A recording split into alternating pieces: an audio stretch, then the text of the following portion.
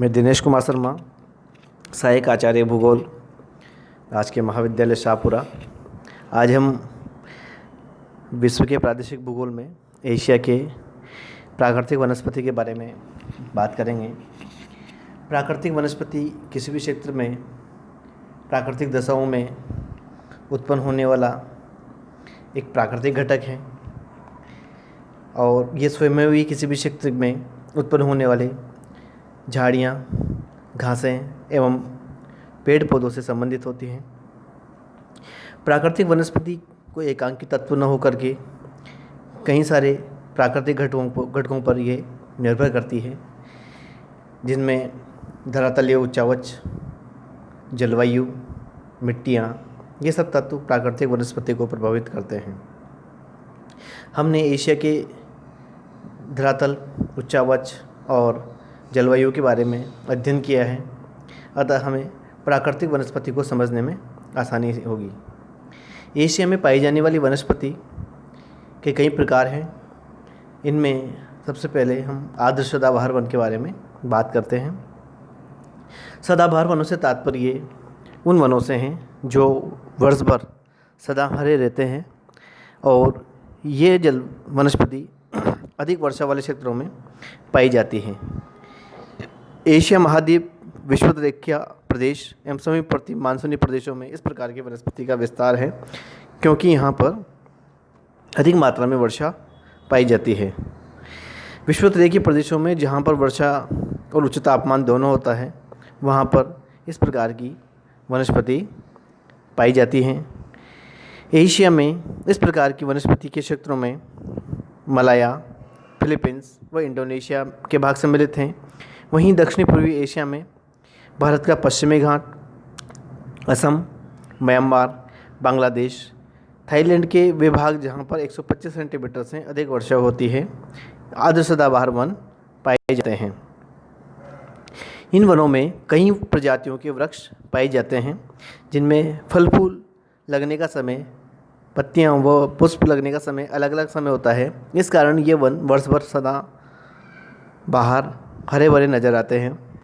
इन वनों में मुख्यतः महोगनी, गटापारचा, बांस, रबर, सिनकोना आदि के वृक्ष पाए जाते हैं। ये वन अत्यधिक कठोर लकड़ी होती हैं और इनका प्रयोग विविध कार्यों में किया जाता है। इन वनों की आर्थिक उपयोगिता बहुत कम है। दूसरे प्रकार के वनों में मानसूनी पतझड़ वन आते हैं। मानसूनी जलवायु एशिया की जलवायु की विशेषताओं में से मुख्य हैं और इस जलवायु क्षेत्र में इस प्रकार की वनस्पति पाई जाती हैं। ऋतु के अनुसार परिवर्तन होने वाली जलवायु के आधार पर इन वनस्पतियों की विवरणों में भी, विशेषताओं में भी ये प्रकार की चीज़ें सम्मिलित हैं और ये पतझड़ वन हैं जो एक ऋतु में अपने पत्तियां गिरा देते हैं। मानसूनी वन क्षेत्र का विस्तार भारत के अनेक भागों में तथा Myanmar, Pakistan, Bangladesh, Cambodia, Laos, Vietnam, दक्षिणी चीन तथा जावा, सुमात्रा आदि द्वीपों के कुछ भागों में है। अधिक वर्षा वाले भागों में सागवान, सिनकोना, महोगनी और नारियल के वृक्ष होते हैं और जहाँ पर वर्षा 100 सेंटीमीटर से कम होती है, वहाँ पर शीशम, साल, आम, नींबू, जामुन के वृक्षों की बहुतायत पाई जाती है। इन वनों का आर्थिक महत्व बहुत ज़्यादा है और इनकी लकड़ी बहुमूल्य होती है। इसका उपयोग इमारती सामान और फर्नीचर बनाने में काम आती है। एशिया के वनों में मानसूनी पतझड़ वनों का महत्वपूर्ण स्थान है और ये एक काफ़ी लंबे चौड़े क्षेत्र पर इनका विस्तार पाया जाता है। तीसरे प्रकार के वनों में शीतोष्ण मानसूनी वन प्रदेश आते हैं। इन वनों का विस्तार जापान के दक्षिणी भाग के मध्यवर्ती भाग मंचूरिया तथा ताइवान तक फैला हुआ है। इन वनों में पाए जाने वाले वृक्षों में ओक और मैपल है। ये सामान्यतः शीतोष्ण मध्यवर्ती अक्षांशीय भागों में मानसूनी जलवायु प्रदेशों में पाए जाते हैं, जहाँ पर मानसून के प्रभाव के कारण इस प्रकार के वनों का विकास हुआ है। इन वनों में लारेल, वालनट आदि प्रमुख हैं। इनकी लकड़ी बहुमूल्य होती है। जापान के पर्वतीय भागों में इन वनों को काट करके चाय के बागवानों का और चीन में इन वनों को काट करके कृषि भूमि का विस्तार किया गया है। अतः इन वनों के क्षेत्र में काफ़ी कमी अब देखने को मिलती है। एशिया में पाई जाने वाली अगले वनस्पति क्रम में पर्वतीय वनस्पतियां हैं जो हिमालय से लेकर के उत्तरी साइबेरिया के पर्वतीय ढालों पर, जो भारत एशिया का मध्यवर्ती क्षेत्र का जो पर्वतीय ढाल प्रदेश है, पर्वतीय भाग है, वहाँ पर इस प्रकार की वनस्पति पाई जाती हैं। इस वनस्पति को अल्पाइन के नाम से जाना जाता है। जो ऊंचाई के साथ साथ जलवायु में परिवर्तन होता है, वैसे वैसे प्राकृतिक स्वरूप भी इसका परिवर्तित होता जाता है।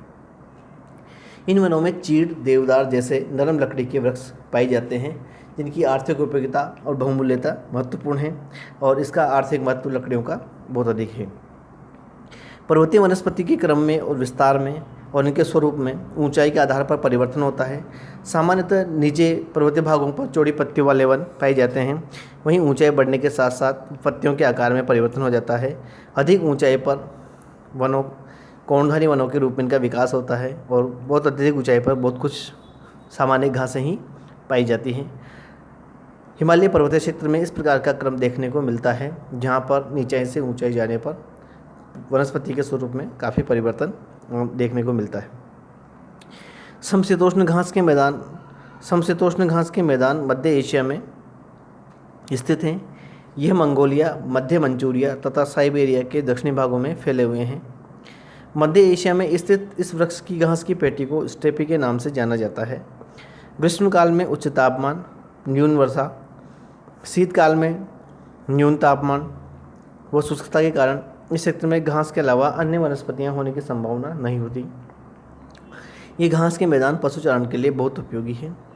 इन घास के मैदानों का विस्तार वहाँ पर है जहाँ पर पशुपालन अधिक मात्रा में किया जाता है, और इन स्टेपी घास के मैदानों के कुछ क्षेत्रों में कृषि कार्य भी किया जा रहा है।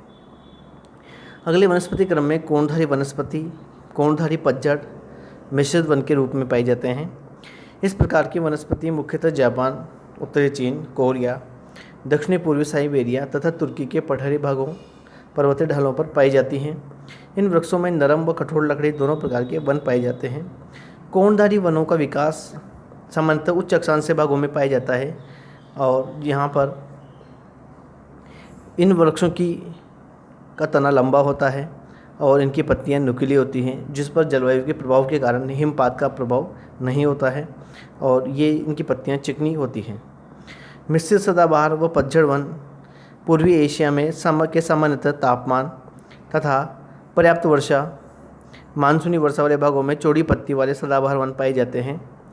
चीन तथा हिंद चीन में इस प्रकार की वनस्पति पाई जाती हैं, लेकिन कई कारणों से इन वनस्पतियों का विकास हो गया है। भूमध्य सागर के तटवर्ती देशों में इजराइल, लेबनान, सीरिया, टर्की के तटवर्ती भाग तथा उत्तरी ईरान, इराक आदि में इस प्रकार की वनस्पति का विस्तार पाया जाता है। जैतून और अंगूर, अंजीर, नींबू, नारंगी, पाइन व फर इन वनों का मुख्य वृक्ष हैं। इन वनों में रसदार फल बहुतायत पाए जाते हैं। भूमध्य सागरीय वनस्पति एक विशेषताओं का स्वरूप है, जो जलवायुगत विशेषता के आधार पर विकसित हुई है। भूमध्य सागर के तटवर्ती देशों में इस प्रकार की वनस्पति पाई जाती है। यहाँ की जलवायु की खास विशेषता शुष्क ग्रीष्मकाल और शीतकाल में वर्षा की विशेषता है, और ये क्षेत्र रसदार फलों वाले क्षेत्रों में विकसित हुआ है, और जिसका पूरे विश्व में वर्तमान में काफ़ी महत्वपूर्ण स्थान है। शुष्क घास के मैदान, ये वनस्पति क्षेत्र का विस्तार बलूचिस्तान से लाल सागर और साइबेरिया के कुछ भागों में है। इस क्षेत्र में केवल वही वनस्पति जीवित रह सकती है जो गर्मी व वाष्पीकरण सहन कर सके। इस प्रकार पश्चिमी और मध्य एशिया स्थित उष्ण मरुस्थलों में इस प्रकार की वनस्पति का विस्तार पाया जाता है, जिनमें झाड़ियाँ, बम्बूल, खेर जैसे वृक्ष पाए जाते हैं, जो कि कांटेदार वनस्पति होती हैं, और इनकी ऊपर गिठानें होती हैं जो कि वाष्पीकरण को रोकती है। उष्ण मरुस्थलीय वनस्पति प्रदेश एशिया महाद्वीप में उष्ण मरुस्थलीय वनस्पति का विस्तार भारत की थार मरुस्थल, अरब के ईरान, इराक आदि क्षेत्रों में है। इन क्षेत्रों में अल्प वर्षा व उच्च तापमान के कारण इस प्रकार की उष्ण मरुस्थलीय वनस्पति पाई जाती है। कटीली झाड़ियाँ, नागफनी, बबूल, खजूर आदि इन क्षेत्रों में पाए जाने वाले मुख्य वृक्ष हैं। कोणधारी वन प्रदेशों का विस्तार संपूर्ण साइबेरिया के उत्तरी भाग में एक लंबी चौड़ी पेटी के रूप में पाए जाने वाले कोणधारी वनों को टैगा वन कहा जाता है। इन टैगा वन प्रदेशों में पाए जाने वाले वृक्षों की पत्तियां नुकीले आकार की होती हैं, अतः इसी कारण इन्हें कोणधारी वन कहते हैं। शीत टुंड्रा वनस्पति प्रदेश, ये वनस्पति प्रदेश एशिया महाद्वीप के उत्तरी भाग में उत्तरी ध्रुव महासागर के तट पर फैला हुआ है। वर्ष पर न्यून तापमान के कारण यहाँ मांस, लाइकेन आदि किस्म की छोटी घासें पाई जाती है। एशिया के वानस्पतिक वितरण से स्पष्ट होता है कि एशिया में के अक्षांशीय विस्तार और उच्चावचित धरातलीय विशेषताओं का यहाँ की वनस्पति पर पर्याप्त प्रभाव पड़ा है और इस कारण यहाँ पर विविध प्रकार की वनस्पतियों का विकास देखने को मिलता है, जो कि उष्ण मरुस्थलीय घास के मैदानों से और शुष्क मरुस्थलीय वनस्पतियों से लेकर के शीतोष्ण, सदा समशीतोष्ण और कोणधारी वनों तक इसका विस्तार पाया जाता है।